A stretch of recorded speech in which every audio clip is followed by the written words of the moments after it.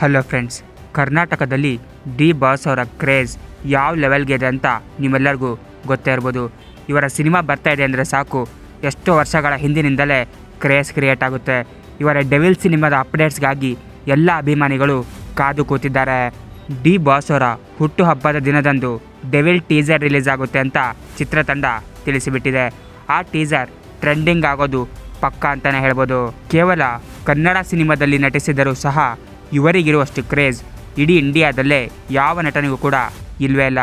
ಇವರು ಜೈಲಿಗೆ ಹೋಗಿ ಬಂದರೂ ಕೂಡ ಅವರ ಅಭಿಮಾನಿಗಳ ಸಪೋರ್ಟ್ ಕಡಿಮೆ ಆಗಿಲ್ಲ. ಇವರ ಕ್ರೇಜ್ ಇನ್ನಷ್ಟು ಹೆಚ್ಚಾಗಿದೆಯೇ ಹೊರತು ಒಂಚೂರು ಕೂಡ ಕಡಿಮೆ ಆಗಿಲ್ಲ. ನೀವೆಲ್ಲರೂ ನೋಡಿಯೇ ಇರ್ಬೋದು, ಇವರ ಅರೆಸ್ಟ್ ಆಗುತ್ತಿದ್ದಂತೆ ಎಲ್ಲ ಮೀಡಿಯಾದವರು ಇವರ ವಿರುದ್ಧನೇ ಪೋಸ್ಟ್ ಮಾಡ್ತಾಯಿದ್ರು. ಅದರಲ್ಲೂ ಹೆಚ್ಚಾಗಿ ಇವರ ವಿರುದ್ಧ ಪೋಸ್ಟ್ ಮಾಡಿದ್ದು ಏಷ್ಯಾನೆಟ್ ಸುವರ್ಣ ನ್ಯೂಸ್ನ ಅಜಿತ್ ಅವರು.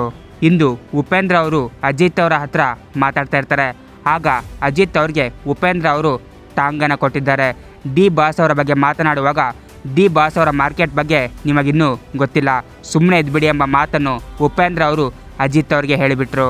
ಉಪೇಂದ್ರ ಅವರ ಒಂದೇ ಒಂದು ಮಾತಿಗೆ ಅಜಿತ್ ಅವರು ಸೈಲೆಂಟ್ ಆಗಿಬಿಟ್ಟಿದ್ರು.